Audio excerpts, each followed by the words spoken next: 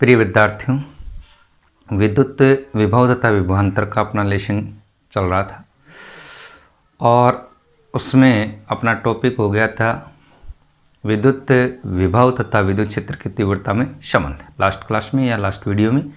और आज की इस क्लास में, इस वीडियो में अपन टॉपिक पढ़ेंगे समरूप विद्युत क्षेत्र में,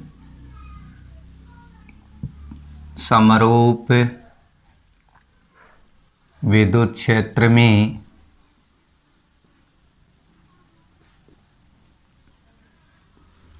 विद्युत द्विध्रुव को घुमाने में किया गया कार्य। समरूप विद्युत क्षेत्र में विद्युत द्विध्रुव को घुमाने में किया गया कार्य। ठीक है, समरूप विद्युत क्षेत्र में विद्युत द्विध्रुव को घुमाने में किया गया कार्य अपन ज्ञात करेंगे। इंपॉर्टेंट टॉपिक है ये समरूप विद्युत क्षेत्र ई वेक्टर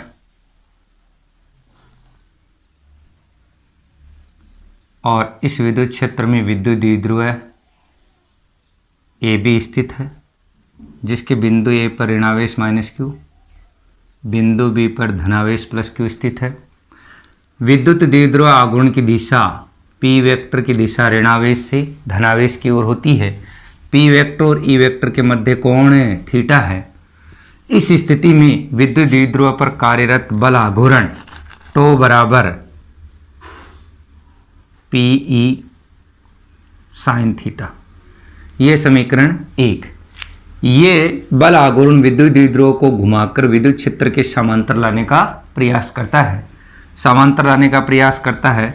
अगर हम इस विद्युत द्विध्रुव को अल्प कोणीय विस्थापित डी थीटा करें तो हमें इस बल आघूर्ण के विरुद्ध कार्य करना पड़ता है, और वह कार्य रेखीय गति में कार्य का सूत्र होता है बल इंटू विस्थापन, और घूर्णन गति में बल के स्थान पर क्या आ जाता है बल आघूर्ण, और विस्थापन के स्थान पर कोणीय विस्थापन।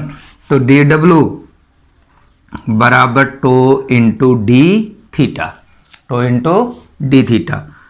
To into D theta, tau की वैल्यू क्या हो गई P E sine theta D theta, और समीकरण नंबर 2, ये अपनी इक्वेशन नंबर 2 आ गई। ठीक है, अल्प विस्थापन में किया गया कार्य। यदि विद्युत द्विध्रुव को थीटा 1 से थीटा 2 कोण घुमाया जाए तो इसको घुमाने में किया गया कार्य। यदि विद्युत द्विध्रुव को थीटा 1 से थीटा 2 कोण घुमाने में किया गया कार्य। समीकरण 2 का अपन क्या कर दें, समाकलन कर दें। समाकलन करेंगे तो integration D W integration theta 1 to theta 2 P E sine theta D theta, P E sine theta D theta. D W का इंटीग्रेशन क्या हो गया डब्ल्यू, और पी ई आ गया भार। साइन थीटा का समाकलन होता है माइनस कोस थीटा, थीटा 1 से theta 2, W equal to P E, और थीटा 2 अपर लिमिट है, थीटा 1 लोअर लिमिट है। थीटा 2 पहले यहाँ पुट करेंगे तो माइनस कोस थीटा 2, दूसरी लिमिट थीटा 1 अपन पुट करेंगे तो माइनस का चिन्ह आएगा, माइनस माइनस प्लस हो जाएगा, cos theta 1, W equal to P E cos theta 1 minus cos theta 2, और ये समीकरण कितना हो गया 3 हो गया। ठीक है, थीटा 1 से थीटा 2 कोण घुमाने में किया गया कार्य डब्ल्यू बराबर P E cos theta 1 minus cos theta 2 आ गया। यदि विद्युत द्विध्रुव को साम्य अवस्था से किसी कोण थीटा घुमाने में किया गया कार्य, साम्य अवस्था से, साम्य अवस्था में थीटा 1 बराबर क्या 0 से किसी कोण थीटा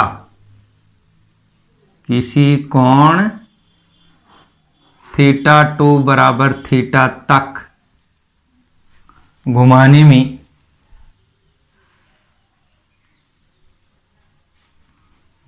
में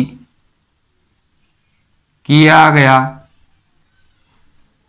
कार्य W बराबर PE cos 0 minus cos theta PE cos 0 की वैल्यू 1 और cos theta 1 minus cos theta. ये समीकरण कितना 4 हो गया। साम्य अवस्था से कितना कोण घुमाने में थीटा कोण घुमाने में किया गया कार्य W बराबर PE 1 माइनस cos थीटा। विशेष स्थिति नंबर 1, यदि विद्युत द्विध्रुव को साम्य अवस्था से 90 डिग्री कोण घुमाया जाए, साम्य अवस्था से 90 डिग्री कोण घुमाया जाए, 90 डिग्री कोण घुमाएंगे तो थीटा का मान कितना हो गया 90, cos थीटा बराबर cos 90 बराबर क्या आ गया 0 और W बराबर PE 1 माइनस cos थीटा इसका फॉर्मूला होता है PE 1 minus 0 equal to answer क्या आ गया PE। ये कार्य आ गया। नंबर 2, यदि विद्युत द्विध्रुव को साम्य अवस्था से 180 डिग्री कोण घुमाया जाए तो थीटा का मान कितना हो जाएगा 180, थीटा इक्वल टू 180 और cos theta equal to cos 180 equal to -1, W equal to PE 1 minus cos theta और cos थीटा का मान कितना पुट कर देंगे -1, -1 पुट करेंगे तो PE 1 + 1 equal to 2PE 2PE। 180 degree कोण घुमाने में कार्य कितना होगा 2PE और साम्य अवस्था से 90 डिग्री कोण घुमाने में किया गया कार्य PE। नेक्स्ट अपना टॉपिक है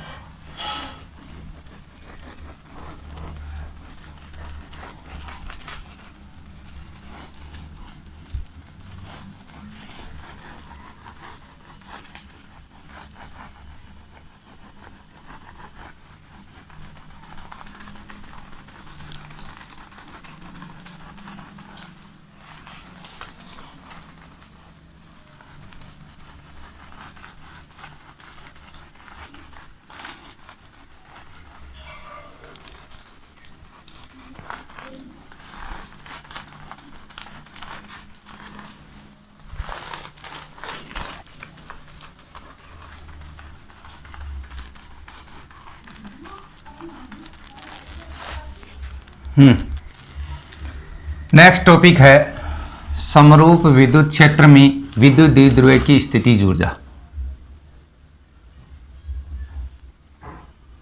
समरूप विद्युत क्षेत्र में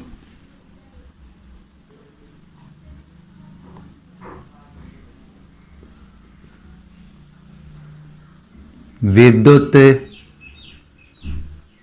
द्विध्रुव की स्थितिज ऊर्जा, समरूप विद्युत क्षेत्र में विद्युत द्विध्रुव की स्थितिज ऊर्जा इंपॉर्टेंट टॉपिक है। हाँ, समरूप विद्युत क्षेत्र में विद्युत द्विध्रुव की स्थितिज ऊर्जा अपन पढ़ रहे हैं।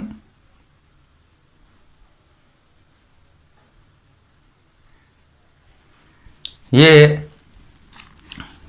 विद्युत द्विध्रुव को अनंत से समरूप विद्युत क्षेत्र में अत्वरित विस्थापित करने में विद्युत क्षेत्र के विरुद्ध किया गया कार्य विद्युत द्विध्रुव की स्थितिज ऊर्जा कहलाता है। ये समरूप विद्युत क्षेत्र है, ई वेक्टर कहां से लाया जाता है? विद्युत द्विध्रुव को अनंत से समरूप विद्युत क्षेत्र में लाने में अत्वरित विस्थापित करने में किया गया कार्य विद्युत द्विध्रुव की स्थितिज ऊर्जा कहलाता है।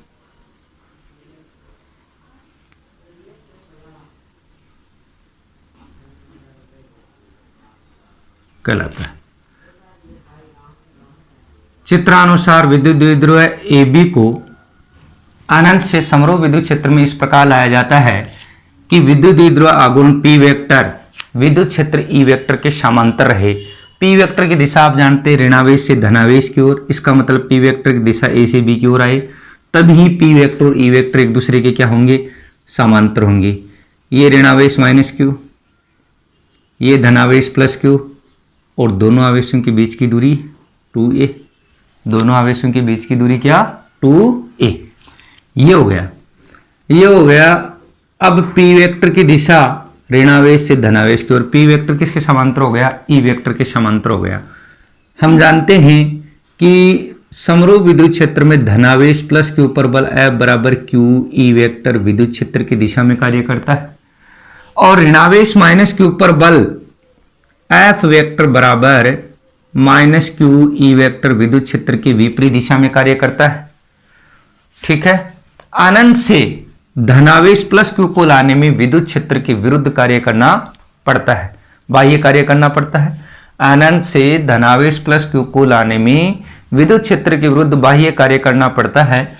यह बाह्य कार्य धनात्मक होता है, धनात्मक होता है, जबकि अनंत से ऋणावेश को लाने में अनंत से ऋणावेश को विद्युत क्षेत्र में लाने में क्षेत्र स्वयं कार्य करता है और यह कार्य ऋणात्मक होता है। अनंत से बिंदु B तक दोनों आवेश समान दूरी तय करते हैं, अतः जितना धनात्मक कार्य होता है उतना ही ऋणात्मक कार्य है। बिंदु B तक जितना धनात्मक कार्य होगा उतना ही ऋणात्मक कार्य होगा, तो कुल कार्य का मान 0 हो जाएगा।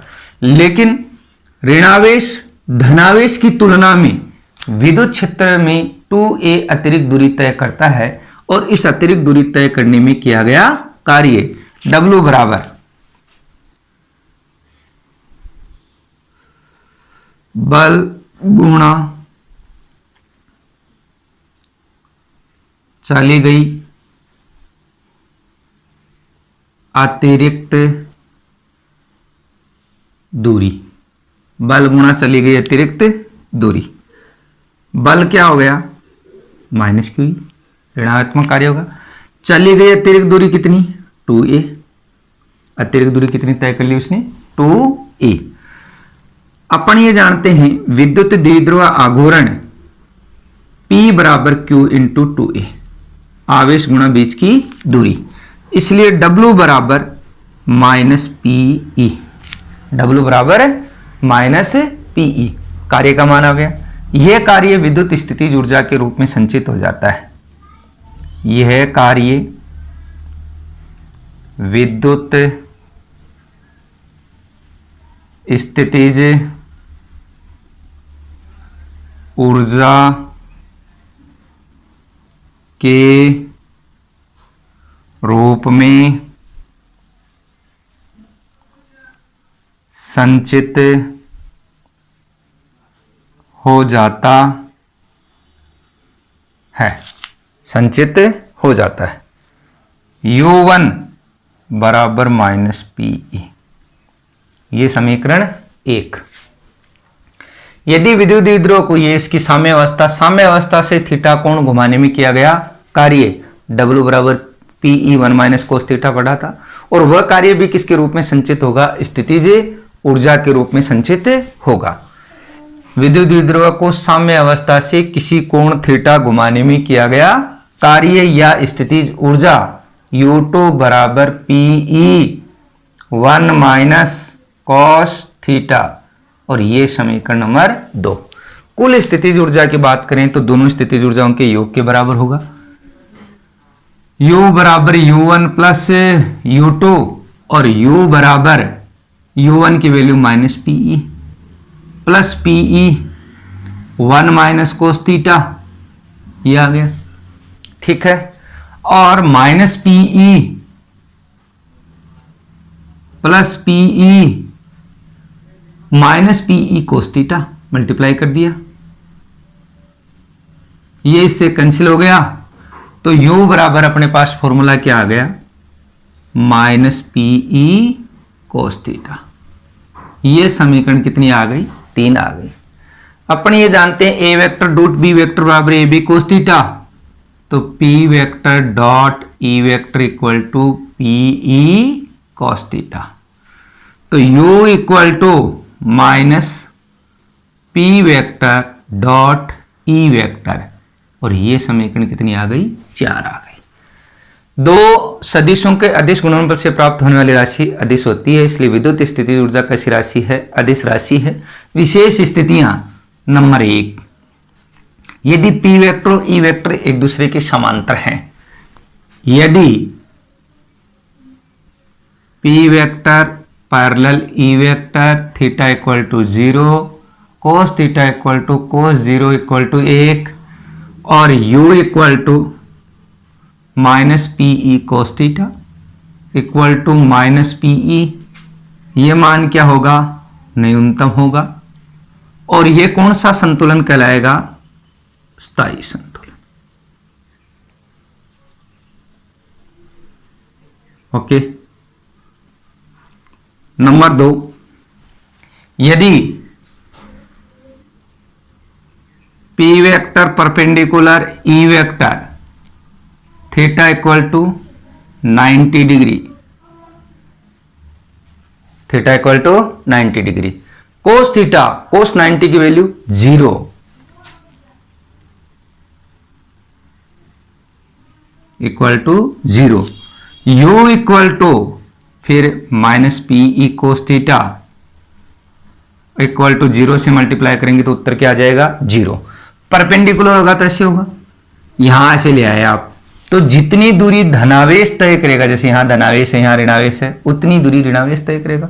जितना धनात्मक कार्य होगा उतना ही ऋणात्मक कार्य होगा, और कुल कार्य का मान क्या हो जाएगा, 0 हो जाएगा, अर्थात कुल स्थितिज ऊर्जा क्या हो जाएगी, 0 हो जाएगी। तीसरे स्थिति अपनी क्या बन सकती है, P वेक्टर और E वेक्टर एक दूसरे के विपरीत हों, P वेक्टर व E वेक्टर एक दूसरे के विपरीत हों, एक दूसरे के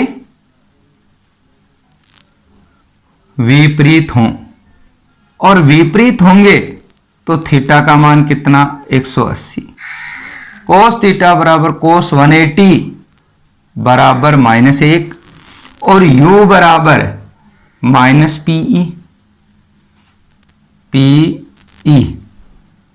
cos theta minus PE into -1 plus का PE, और ये मान क्या आ गया, मैक्सिमम आ गया, अधिकतम हो गया, और अधिकतम मान हो गया तो ये है अस्थायी संतुलन।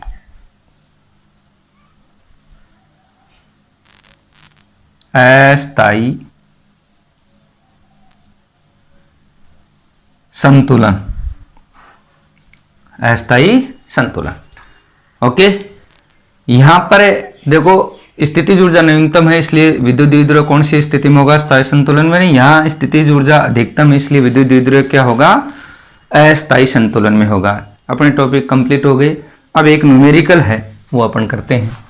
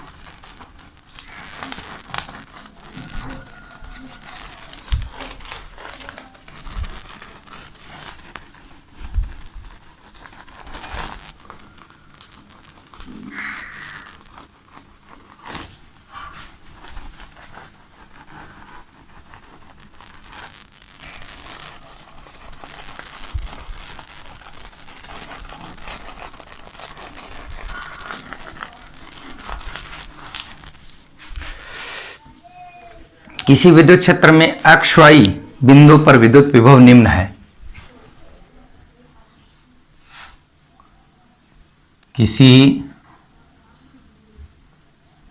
विद्युत क्षेत्र में एक्स वाई बिंदु पर विद्युत विभव निम्न है। V बराबर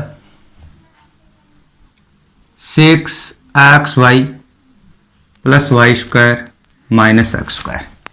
V बराबर 6xy plus Y square minus x square है।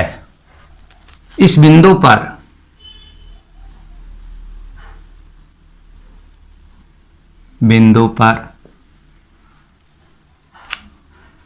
विद्युत विभव, विद्युत क्षेत्र का परिकलन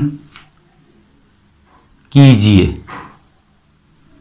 विद्युत क्षेत्र का परिकलन कीजिए। V equal to answer